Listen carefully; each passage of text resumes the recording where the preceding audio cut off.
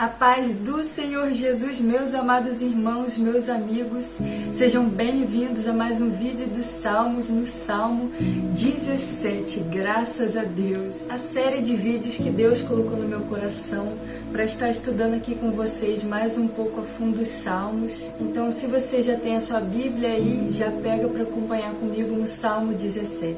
Hoje eu vou ler na versão que eu costumo ler, que é a Almeida, Revista e Atualizada. É uma versão que eu gosto porque não foge do original e também dá para entender um pouco, né? Porque tem umas versões que são brabo de entender. Mas essa versão é uma versão que eu amo de coração.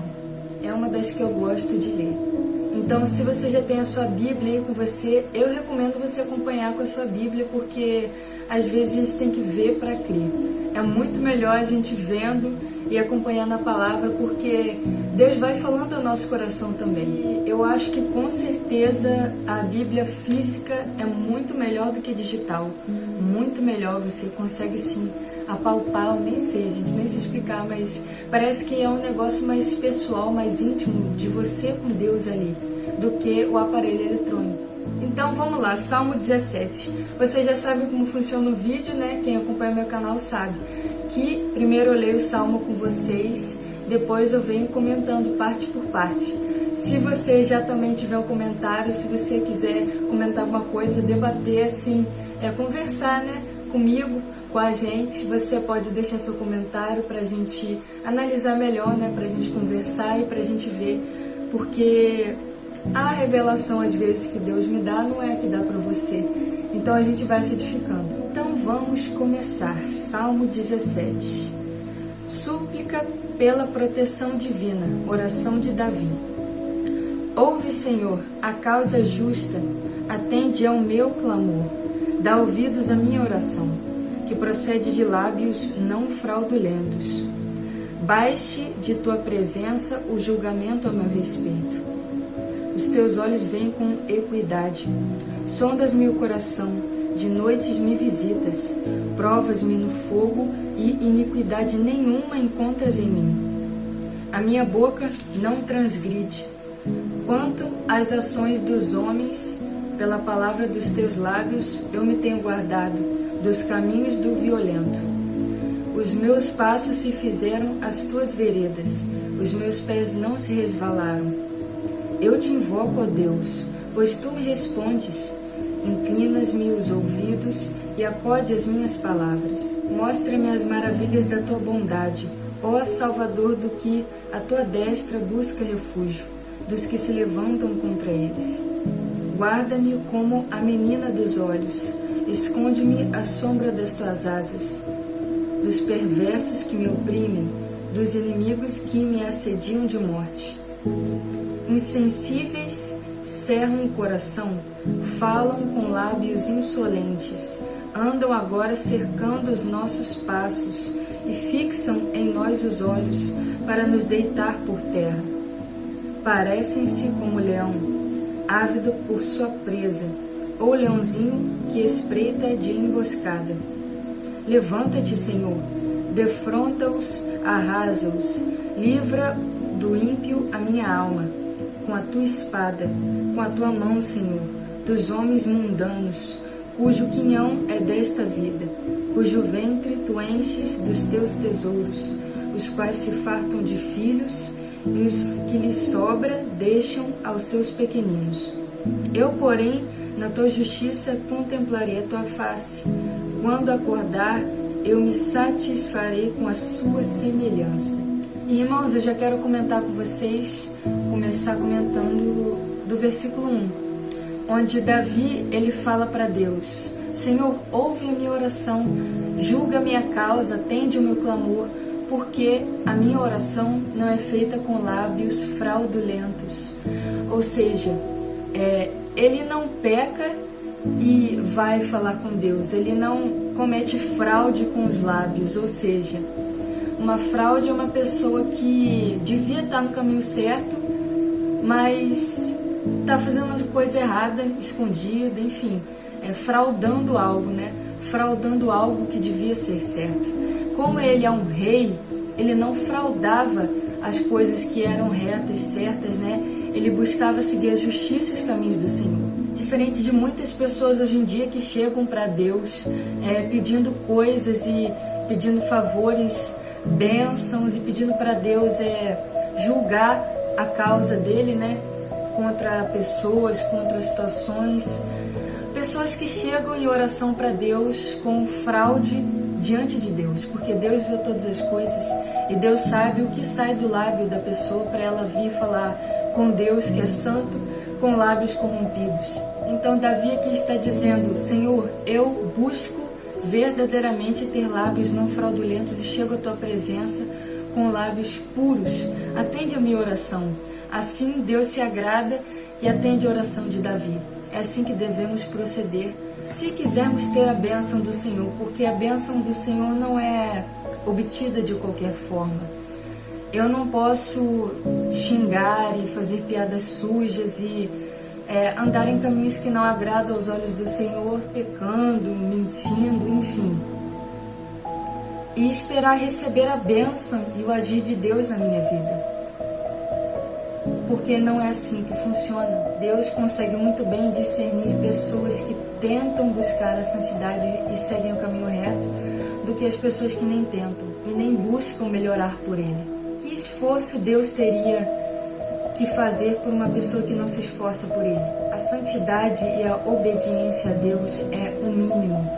Você ter respeito por Deus e chegar na presença dEle é diferente de você chegar na presença dEle sem o mínimo de respeito e esforço por Ele.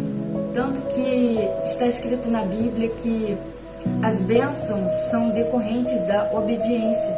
Se você obedece e busca seguir no caminho melhor diante dos olhos de Deus, Ele te abençoa. Se não, também estão escritos as bênçãos da desobediência. E eu vou dar a referência para vocês estudarem melhor um pouco na casa de vocês. Eu vou deixar escrito aqui, eu vou pesquisar certinho, porque agora eu não me lembro bem, só sei que foi Moisés que escreveu. Mas eu vou deixar aqui para vocês meditarem e estudarem um pouco sobre isso.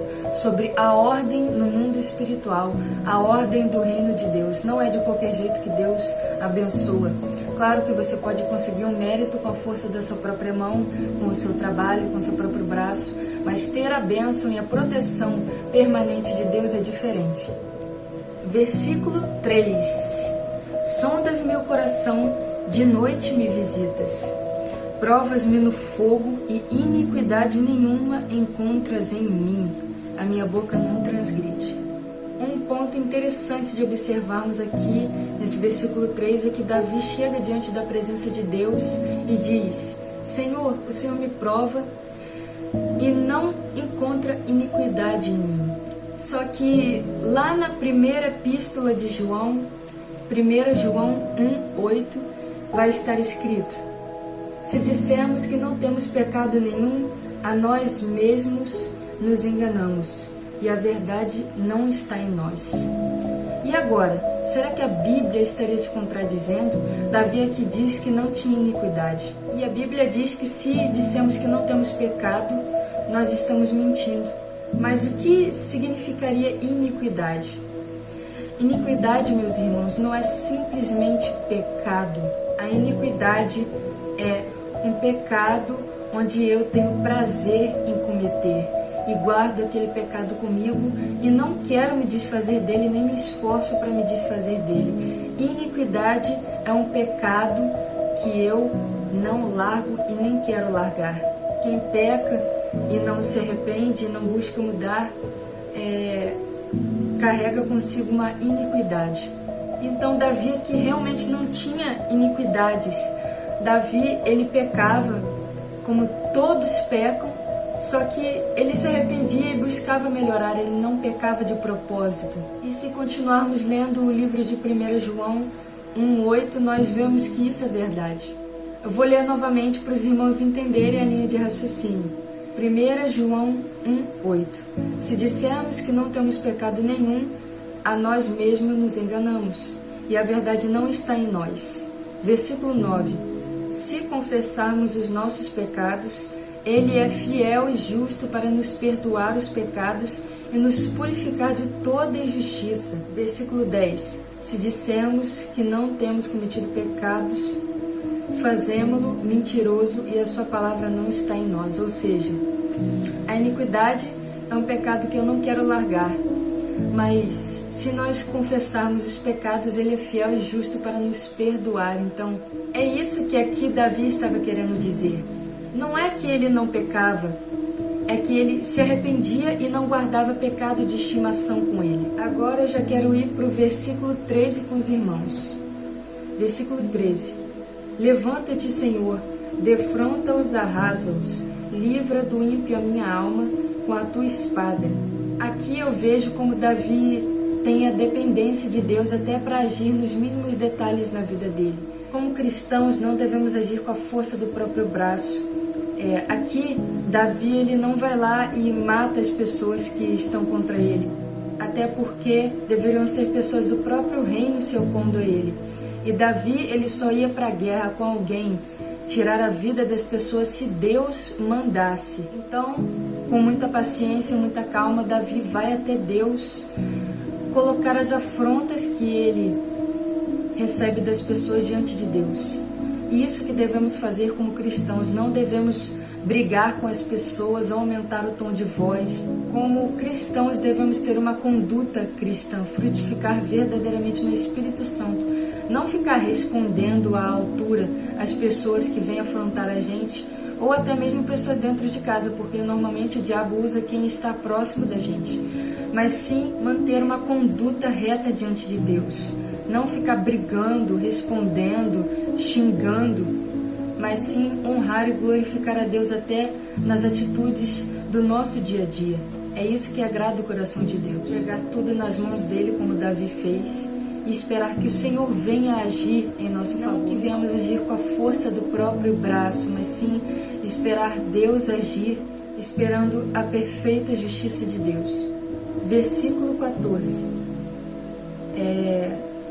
Começando da parte que diz: dos homens mundanos, cujo quinhão é desta vida, e cujo ventre tu enches dos teus tesouros, os quais se fartam de filhos, e os que lhes sobram deixam os seus pequeninos. Aqui eu vejo como é perigoso nós cristãos termos inveja da vida de uma pessoa que não segue ao Senhor, inveja de uma vida ímpia. E eu estava estudando, meus irmãos, vou até pegar o caderno aqui que eu estava usando, estava estudando sobre a tentação de Jesus no deserto. Como na terceira e última vez que o Satanás apareceu a ele, veio tentar a ele. O que Satanás ofereceu para Jesus na última tentação que Jesus teve? A terceira tentação, o deslumbre com o pecado, os desejos da carne e a inveja da vida dos ímpios. Eu vou até ler a anotação que eu fiz aqui para os irmãos, porque eu acho que vai edificar os irmãos também. Constantemente, o inimigo aparece nos nossos momentos de luta para sussurrar em nossos ouvidos que a nossa vida nos caminhos do Senhor está muito difícil e que seria bem mais fácil se vivêssemos do nosso próprio jeito e estivéssemos no mundo, nos instigando a desejar uma vida ímpia, entregue aos próprios prazeres da carne. A estratégia do inimigo não mudou. Não podemos nos prostrar, porque quem vive do próprio jeito, falando o que quer, fazendo o que quer, sem se preocupar com o que o Senhor acha, com o que o Senhor pensa, sem o coração voltado a Deus, está se prostrando diante do diabo e nem sequer percebe. Esse é o cuidado que nós temos que tomar. O cuidado de não invejar uma vida fácil, o cuidado de não invejar uma vida mundana, uma vida de uma pessoa que não liga simplesmente para o Senhor e faz o seu próprio querer, fala e age da sua própria vontade. Não carrega a cruz que Cristo nos ensina a carregar, matando os próprios desejos, as próprias vontades e seguindo consoante o coração de Deus. O último versículo que eu queria meditar com os irmãos é o versículo 15. Eu, porém, na justiça contemplarei a tua face. Quando acordar, me satisfarei com a tua semelhança.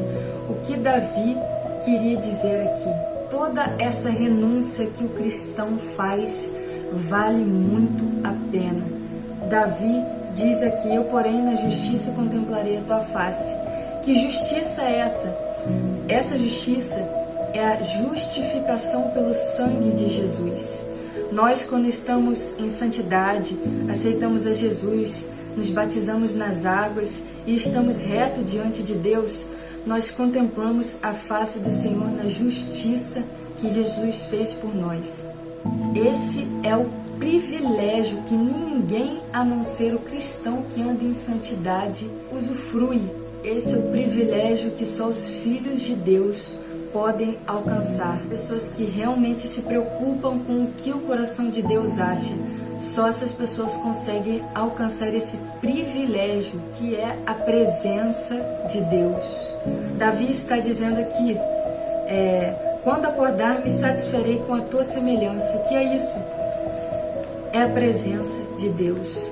Não é qualquer pessoa que consegue dobrar os joelhos e sentir a presença de Deus. As pessoas não conseguem nem, na verdade, dobrar os joelhos. Quem dirá sentir a presença de Deus? A presença de Deus é completamente sobrenatural. Muitas pessoas podem até falar, hoje eu vou orar, hoje eu vou dobrar meu joelho e conversar com Deus. Mas não conseguem sentir a presença de Deus. E muitas vezes até manifestam, né? Começam a se sentir mal e não conseguem orar. Então toda essa renúncia que o cristão faz, todo esse trabalho, toda essa fadiga, todo esse esforço é recompensado no fato dele conseguir sentir a presença de Deus. E uma verdade que dói muito e que parece até errado falar, mas é a pura verdade. As pessoas que conseguem sentir a presença de Deus são selecionadas por Deus. São as pessoas que Deus decide abrir o entendimento delas. São pessoas que Ele vê que tem o coração voltado para Ele. São pessoas que Ele olha para o coração dela e vê que está tentando seguir o caminho certo. Então Ele vai lá e mostra o caminho certo e revela a presença dele. Então, se você consegue sentir a presença de Deus, meu irmão, você é muito privilegiado, porque não é uma, não é duas, não são centenas, não são milhares, não são bilhões de pessoas que não conseguem nem se quiserem sentir a presença de Deus. A presença de Deus é uma dádiva, é um privilégio imerecível. Então, meu irmão, não olhe para o lado e inveje a vida de uma pessoa ímpia, de uma pessoa que anda em pecado e não vê problema, porque ela não consegue ter o que você tem.